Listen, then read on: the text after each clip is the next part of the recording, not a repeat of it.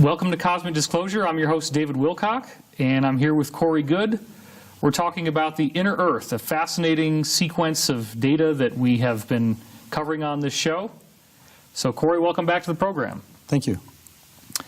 All right, so in the previous episodes, what we've gone through is the updates about the first meeting that you had with the people in the inner Earth. Correct.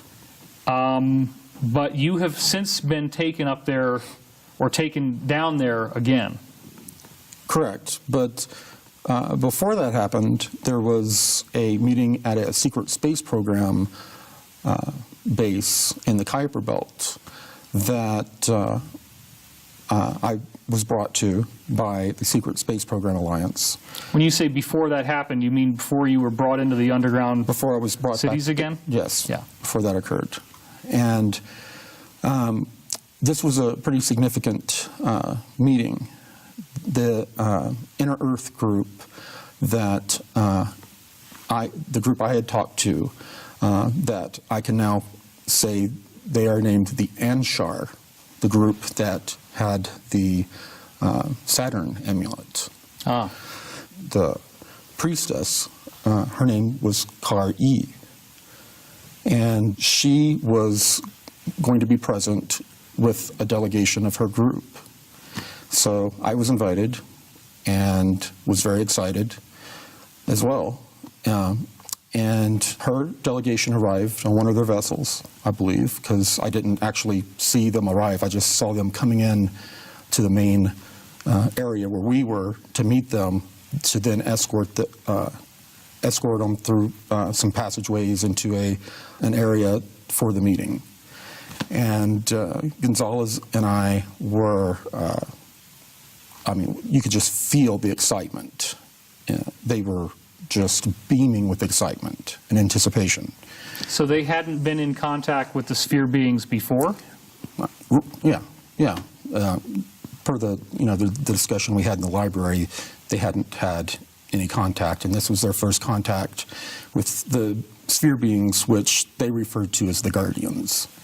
So they were very excited. And when we got them in the room. What did this base look like, though? Because you're seeing it, but the audience is not necessarily seeing it. Yes. How cool does this place look? It's not a real cool, super high-tech, sophisticated place. It's more of it's pretty Spartan. Okay. It's not like it could be a building on Earth. If you were underground, maybe. Okay. Like an underground military base. Okay. Nothing super significant that you would think would be sci-fi looking on the inside. High ceilings? About normal.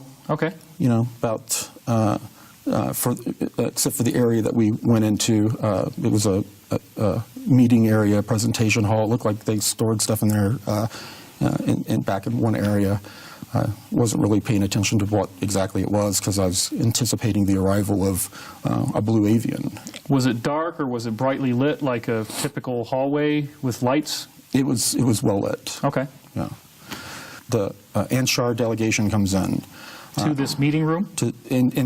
Before we got into the meeting room, I greet Kar-E, and she's more in a business mode, or she's anticipating this meeting, but she's nice and greeting me.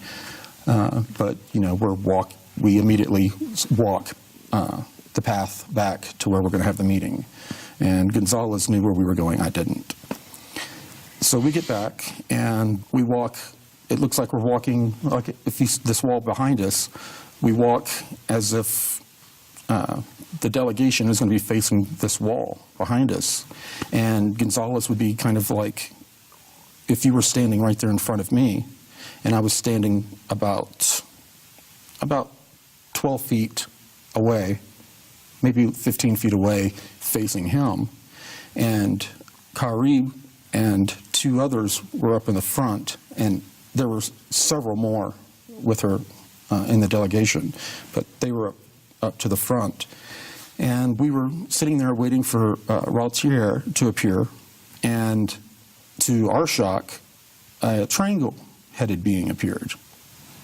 And this is the one that didn't even talk Right. when you met with them. Right. Yeah. Yeah, it was completely It seemed silent. like the most advanced out of all of them, right? Maybe. I don't know. But it never communicated with me the first time or this time. Right. So it was the most bizarre thing. I'm sitting there looking across, we're watching back and forth. It's completely silent.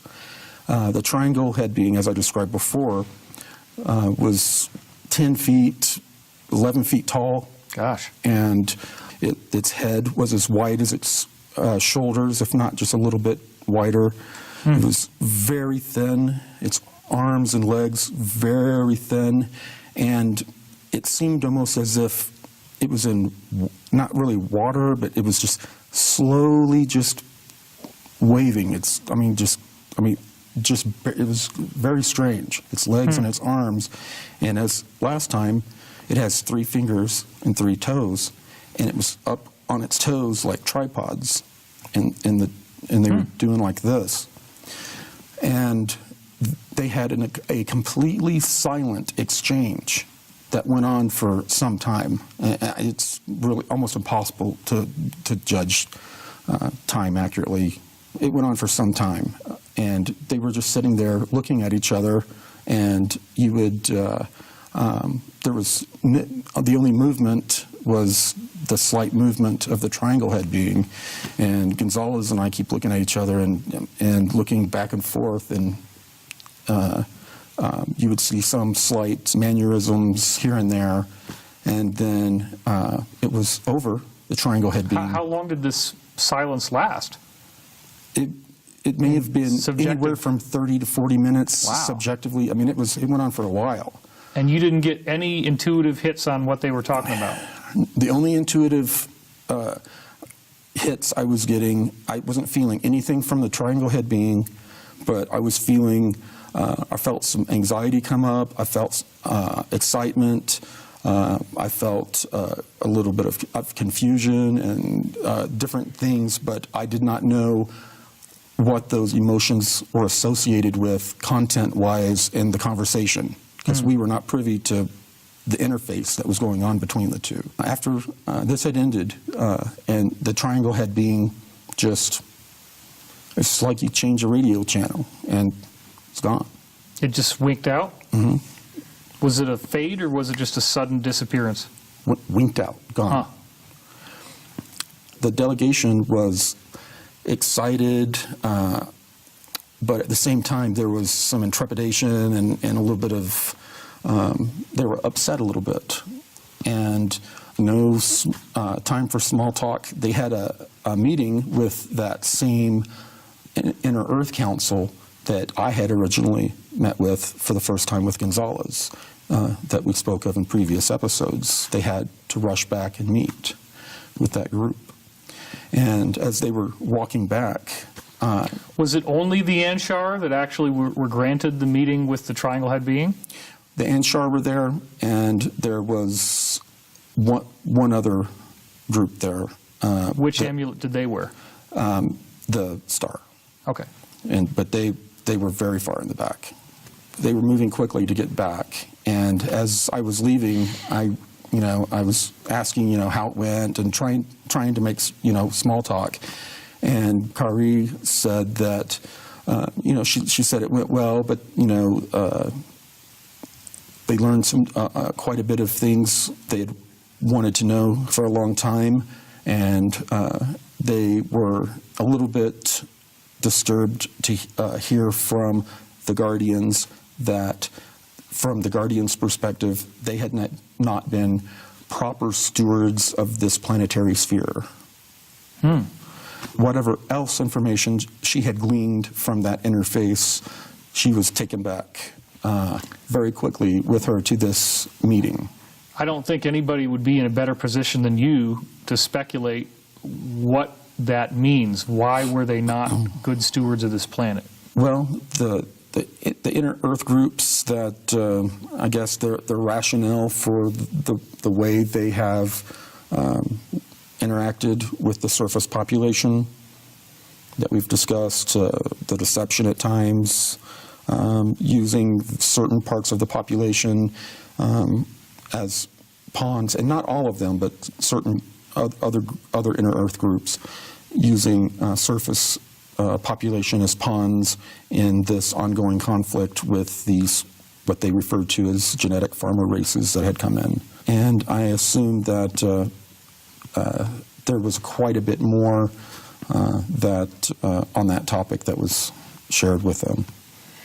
So you're saying because these inner Earth groups formed an alliance, some of them, from our perspective, were working with the cabal and were what we would consider negative, and so Yes. this is part of why they were told they were not being good stewards? Right. And of these 7 groups, when they were meeting, within the meeting, they were very uncomfortable meeting with each other. Some of them did not like each other very well, and some of them were leaning more towards the service to self, negative, and some leaned more towards the service to others, but still were in self-preservation mode. What about these inner Earth beings posing as gods to populations on Earth? Is that improper stewardship? Should they not have been doing that Well, and appearing that way, or is that part of their role I don't. to help guide us? They believe that is their role, and many of the different beings that have called themselves guardians and have taken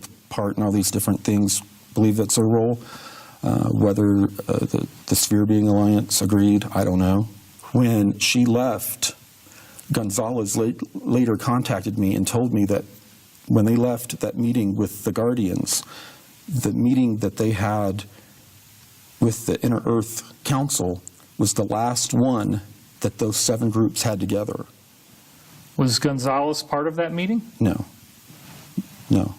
Gonzalez must be freaking out because you and he are essentially the delegates, the only contact that they have in the space program, the Secret Space Program Alliance at least, the only contact they have to this historic event where the Guardians are meeting with the Inner Earth Alliance. And you guys don't know anything about what happens? Total silence. Nothing. That's got to make the SSP Alliance really upset, Well, I yeah, would think. but the meeting was not about us. It was. Why would you be brought in, though? Why would you be brought into something that you can't see, something that you can't hear? I don't know. Okay. I don't know. I really didn't see the reason for me being there, to be honest. Right. But this was an overture to this to the Anshar and their alliance.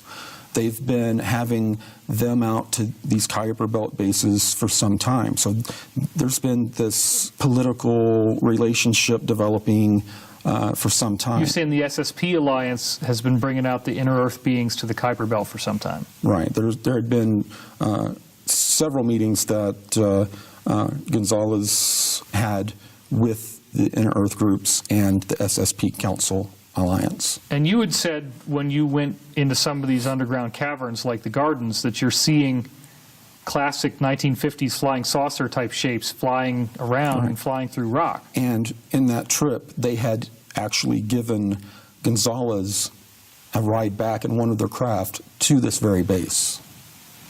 So my point in bringing that up is that even though we think of these people as living inside the Earth, they could easily travel throughout our solar system anywhere they want to go on Absolutely, their own. yes. And beyond, I assume. And beyond. Yeah. Yeah. There are colonies in other star systems. That they have? Yes. Well, we haven't heard about that. Well, they have, and also the Mayan group, which is going to be, they're becoming much more active, and we're going to be talking about them much more in the near future. Do you have any specifics as to where these Inner Earth beings have colonized? Is there any identifiable stars that we would know of that they've actually settled on? The only one that I've been told about is the Mayan group, and they are some worlds within the Pleiades. Really? Yeah. And they had taken like 40 million of their people with them when they had done that from the Earth. So Why do you think these people were upset by what the Triangle Head being told them? What was the twist? What's the... I guess I wouldn't call it them being a little self-righteous, but they had felt on their own for so long, and they felt like they had been doing the best they could and were doing the right thing. Every time there were cataclysms, they would do what they could to help humanity, even though, and a lot of times it was in a dishonest or manipulative way. It was, I don't know, it was kind of a wake-up call for some of them. I guess what I'm wondering is, you got this veil of secrecy. You're not able to hear what's going on, and there's this kind of shock and depression to some degree after it's over. Do you think that if these people are being told they were improper stewards, that they were now given a directive that they're going to have to reveal themselves to us as a planet, and that they're actually terrified of this because they could be killed? Right, yeah, and I was told exactly that in Really? a later meeting by them. Days after this meeting, Gonzalez communicated that it had not gone well in the Inner Earth Council meeting, that 3 of the groups, and I've been asked not to say which ones, just for operational security reasons. A lot of people can guess one of them, the Omega group was one of them. They left the Inner Earth affiliation that they had. But you said originally that the Inner Earth affiliation was due to lethal threats that they're facing from the Cabal, that the only way they could survive is to pool their resources. Right. So what could possibly make them want to break that off? Because it seems like it's a choice between life and death at this point. It is, but I can't really reveal too much of that without revealing who they are. Okay. But so they're just going to go it alone, and they're going to take their best chances with that at this point. Let's just say one of the groups also is in contact with an off-world group that has a lot of interest and real estate in Africa. So there are other alliances that they have. They're not putting all their eggs in one basket. Okay. So did anything else happen in this meeting where Kari and the delegation are with the Triangle Head being, they go off, then you see Gonzalez, you have this brief conversation with him.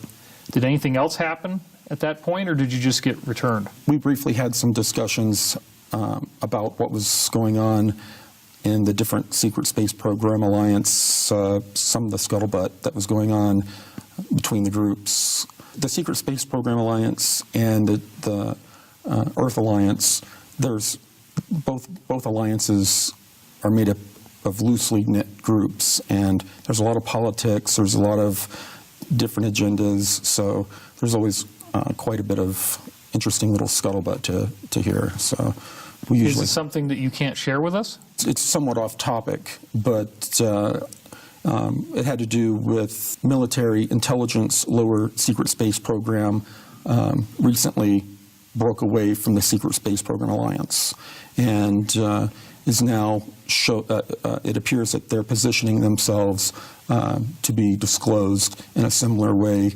that the stealth fighter was basically disclosed back in, what was it, the 80s. So they are no longer a part of the council, and it wasn't, the whole group wasn't a part of the council. There were some key people that were part of the council, keeping them under the narrative that they have been indoctrinated of, that most of the stuff flying around is human, that there were ETs, but not anymore. It's distant past stuff, and that kind of narrative. Okay, but you just dropped a bombshell, and so I want to make sure that we get this properly talked about. You're saying that the lower level military secret space program is going to be formally revealed to humanity, and that was part of what he told you. Right, in stages. I was told that.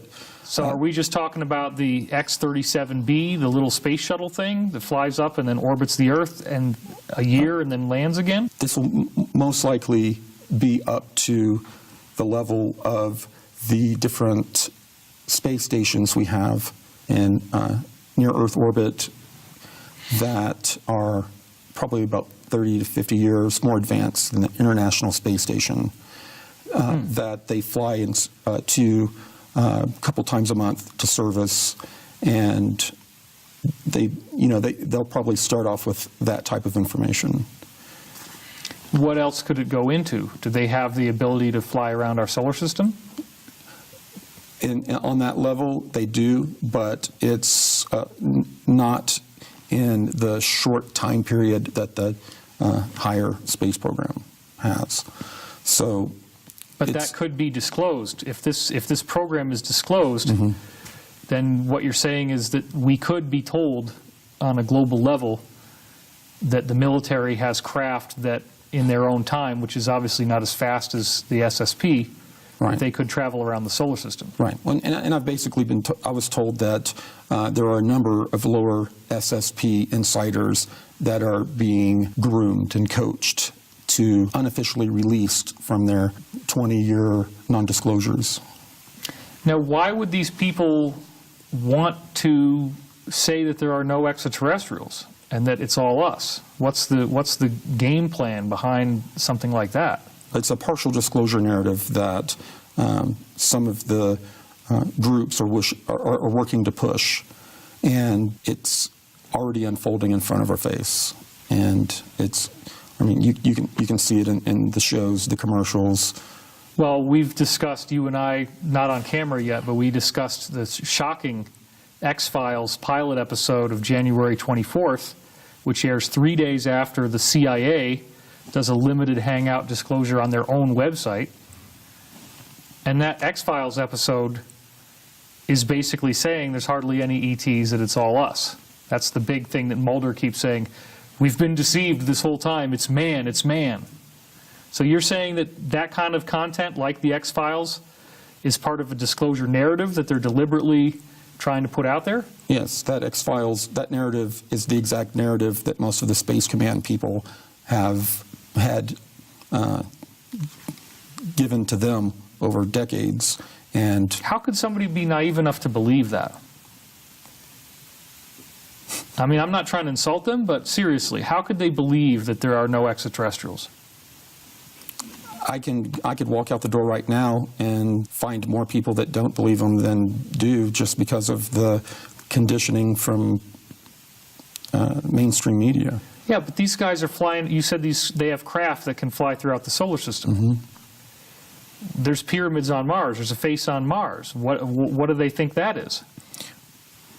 Well, they're basically just like what they're putting on out on X-Files. That yes, there sporadic alien contact has occurred, mainly in the ancient past, and everything that's occurring right now are alien reproduction vehicles, and that's all that's flying around.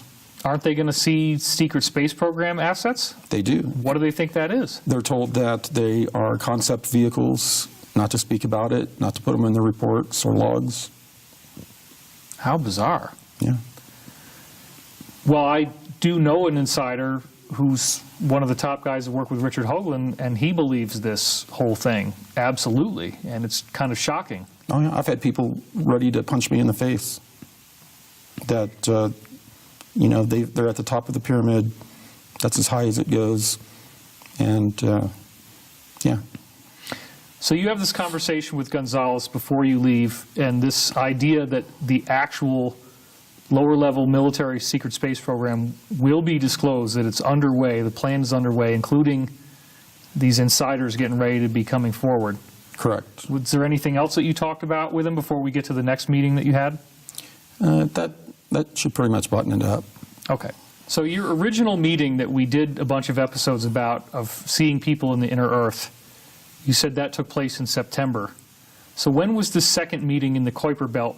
When did that take place? It was in late December. Okay. And then early January was the next meeting, where I actually was brought back down to have a meeting with the priestess. All right, well, let's go into that. So you have a third meeting now with people from the inner Earth.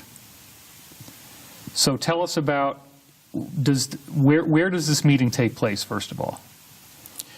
The meeting takes place in the same area, in the same underground location, but I didn't have to go through all the rituals and stuff. You didn't have to disrobe and get into the little fountain? Right. Right. So you were able to wear your normal clothes, not the ceremonial robe? Right. We were over in the city area. She was not as... She had a different energy about her. I guess quite a bit had happened in between with the alliance that they did have. And the three groups that left, I guess when they left, it was not a very smooth parting. There's a very large disagreement in how to proceed with relations between the surface population and their civilizations. Sure. The Anshar had decided that they were going to start slowly communicating with the people that they're communicating with remotely, with their minds reaching out to, the people that they had been telling that they were from these different star systems or all these different scenarios. They were going to start telling them who they were. And the other groups, the three other groups, did not like the idea one bit. They thought it was reckless and would end up in their demise. So they left. And not only did they leave, they stepped up their remote influencing counterintelligence program. They stepped up, with the people they were communicating with, making them be suspicious of any of certain types of information they hear. You're in this meeting with inner Earth beings, and you're in their city. You said it wasn't in the temple, and they're telling you now that they're being directed to tell the truth. Right. What else happened in this meeting besides just that one detail? I didn't get any more tours or anything exciting like that. But we had some, it was mainly small talk, and she wanted to communicate how much information they had received from the Guardians and communicate how much of an impact it had made on their community. It had, the way they share information is apparently the way we're going to share information in the future. They've got some sort of it's like an internet, a mental internet, that they're able to access. Telepathically. They share information this way.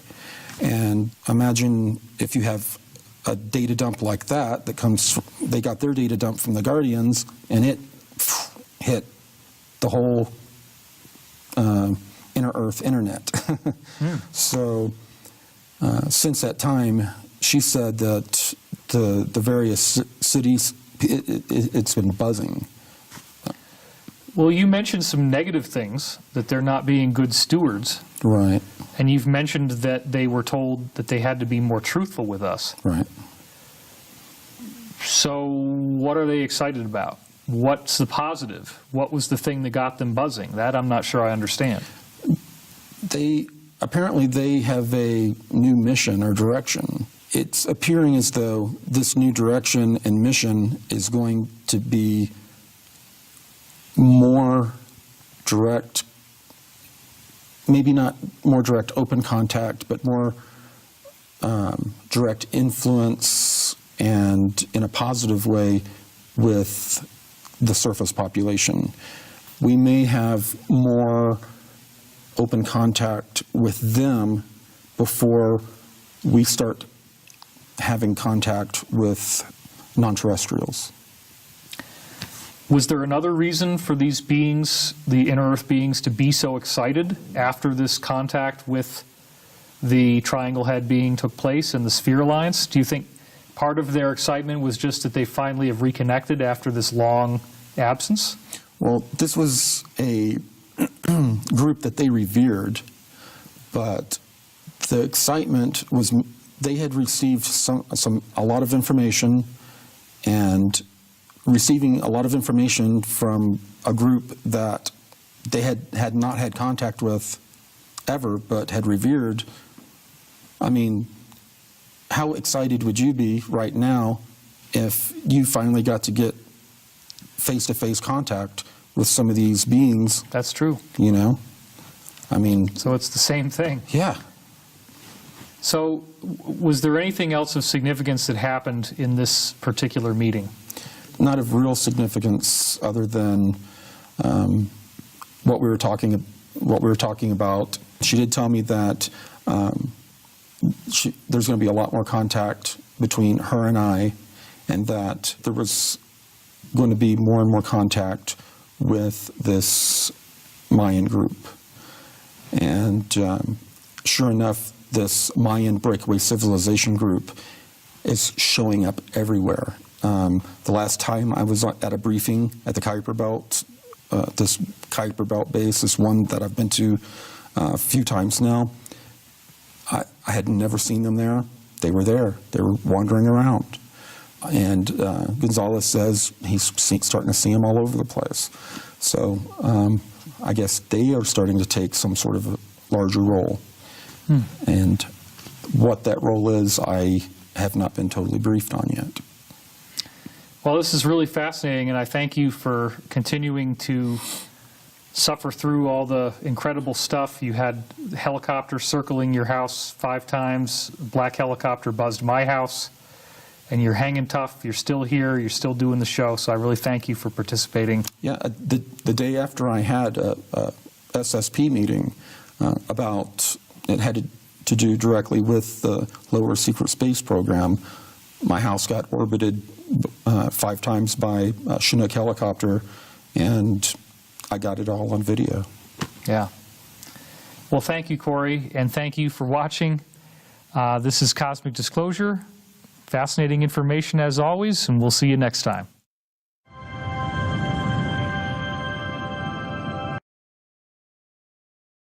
The Inner Earth group that the group I had talked to, that I can now say they are named the Anshar, the group that had the Saturn amulet. The priestess, her name was E, and she was going to be present with a delegation of her group. So I was invited and was very excited as well. And her delegation arrived on one of their vessels, I believe, because I didn't actually see them arrive. I just saw them coming in to the main area where we were to meet them, to then escort them through some passageways into an area for the meeting. And Gonzalez and I were... I mean, you could just feel the excitement.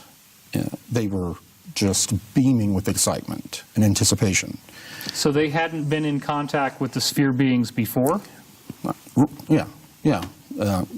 Per the discussion we had in the library, they hadn't had any contact, and this was their first contact.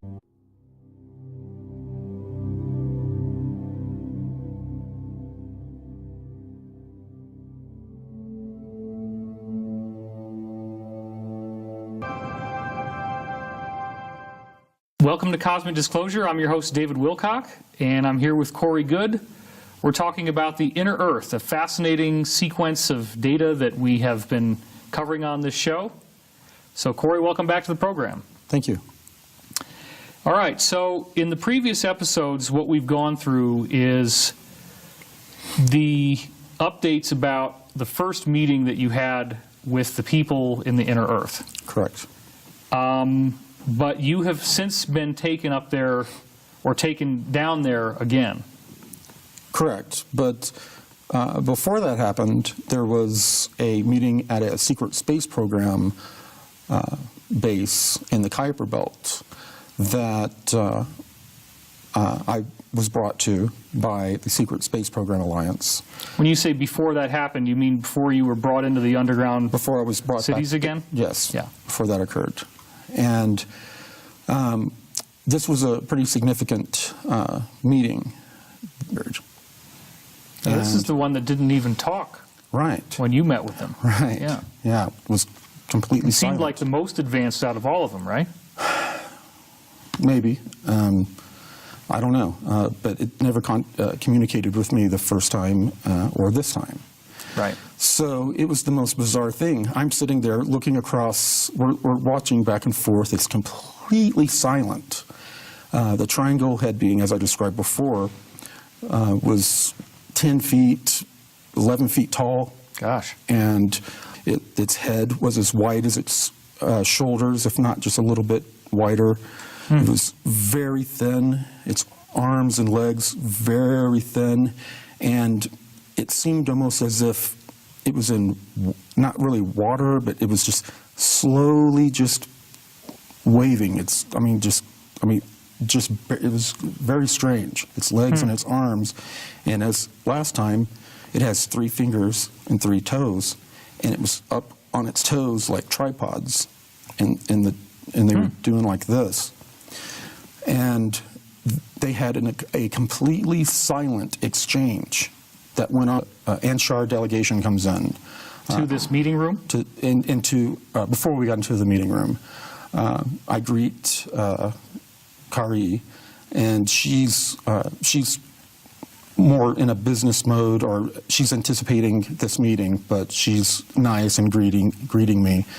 But you know, we immediately walk the path back to where we're going to have the meeting. And Gonzalez knew where we were going. I didn't. So we get back and we walk. It looks like we're walking, like if this wall behind us, we walk as if the delegation is going to be facing this wall behind us.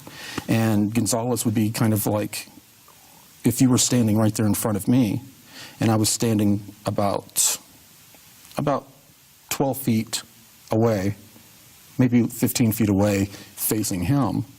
And Kari and 2 others were up in the front, and there were several more with her in the delegation, but they were up to the front. And we were sitting there waiting for Raltier to appear, and to our shock, a triangle-headed being appeared in contact with the sphere beings, which they referred to as the Guardians. So they were very excited. And when we got them in the room. What did this base look like, though? Because you're seeing it, but the audience is not necessarily seeing it. Yes. How cool does this place look? It's not a real cool, super high-tech, sophisticated place. It's more of it's pretty Spartan. Okay. It's not like It could be a building on Earth? If you were underground, maybe. Okay. Like an underground military base. Okay. Nothing super significant that you would think would be sci-fi looking on the inside. High ceilings? About normal. Okay. You know, about except for the area that we went into. It was a meeting area, presentation hall. It looked like they stored stuff in there back in one area. I wasn't really paying attention to what exactly it was because I was anticipating the arrival of a blue avian. Was it dark or was it brightly lit like a typical hallway with lights? It was well lit. Okay. Yeah.